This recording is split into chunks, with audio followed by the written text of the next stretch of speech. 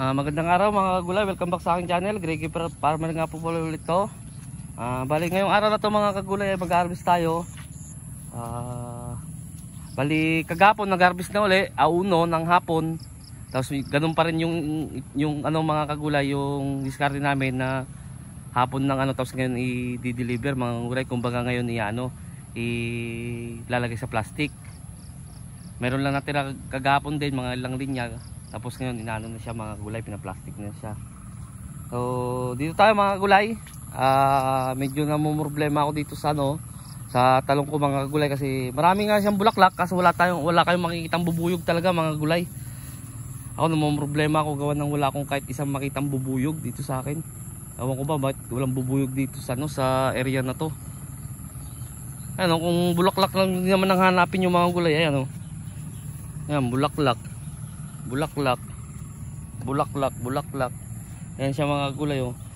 Kasi ang palatandaan naman ng bulaklak kapag medyo matabang ganyan niya mga gulay, magtutuloy talaga yan. Kaso lang kung wala talagang bubuyog, minsan nalalaglag din siya mga kagulay.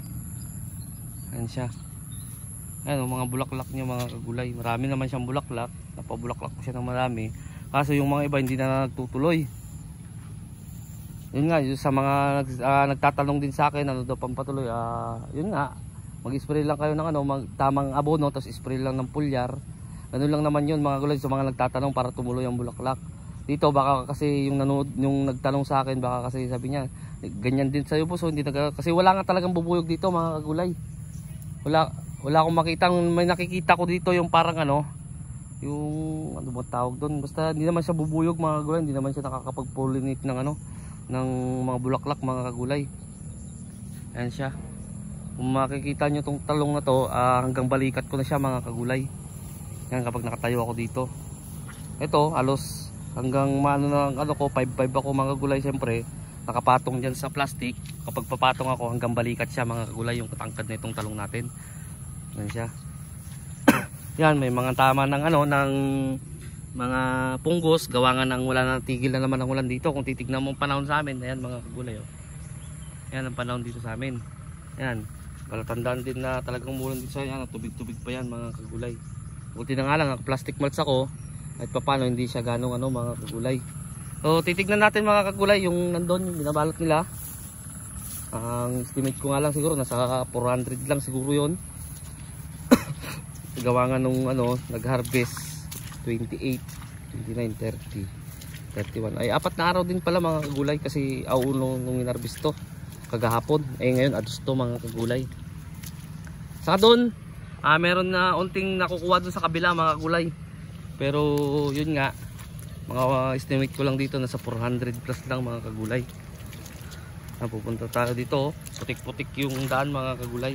Bali pang 7 harvest to mga kagulay. Calix to F1 ng Swiss seed. Nga, hindi pa rin ako makapag-spray gawa nga ng mamaya mag-spray ako, ewan ko lang kung uulan o hindi. Sana hindi umulan, mag-spray pa rin ako ng ano, ng fungicide. Napapakita ko sa inyo yung ano. Bali ang isang vacuum ay 15 kilos mga kagulay.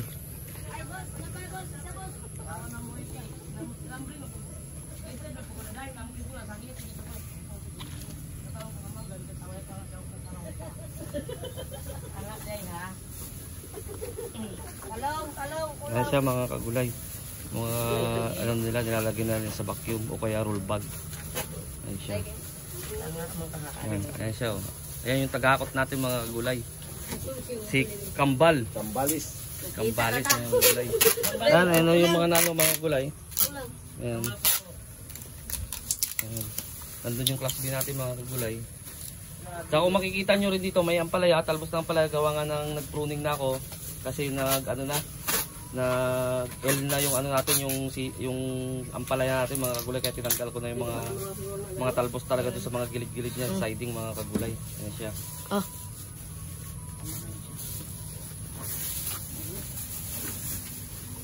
Pupunta ko kayo sa ano mga kagulay, sa ampalayahan. Kumbaga isang ano na lang,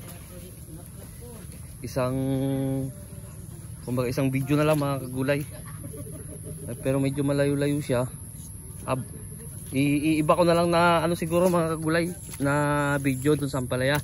papakita ko sa inyo kahit na nabahaan doon pero naka-recover pa rin naman siya mga kagulay. Ayun, kung titignan nyo yung talong ko mga kagulay, marami naman siyang bulaklak. Ayan, ayan. Kasi may nag-comment sa akin sa last video ko yata yun nung nakaraan na hindi na daw maganda, unti na lang daw yung ano, bunga ng Calixto, pero sa akin hindi naman. Sa pag-aalaga pa rin yan, saka sa ito nga tulad dito sa akin, tingnan nyo, putik-putik talaga. Lagi na lang naulan dito, pero napabulaklak ko pa rin siya ng marami mga kagulay. Pang 7 harvest na. Ang kaso nga lang ay walang bubuyog dito sa amin mga kagulay. Wala akong makita, kaya nga yung plano nung ano, nung may-ari ng lupa, yung bibili kami ng ano, yung tawag doon, culture na ano, patawag doon, basta bubuyog siya na maliliit. Yun ang plano nung may-ari, kasi yun din ang ano, napansin niya walang bubuyog dito sa area niya. Kaya ganoon na lang ang plano niya, bibili ng ganoon, yung culture na bubuyog mga kagulay, yung inalagaan na bubuyog para mag ano rin dito sa talungan, kasi halos wala mga kagulay. Wala kang makikita talagang bubuyog dito. Ayun, tubig-tubig po. Tubig-tubig lahat dito mga kagulay. Gawa nga ng laging umuulan dito. Kaya kung mapapansin nyo rin yung dahon niya, talagang hindi rin maiwasan.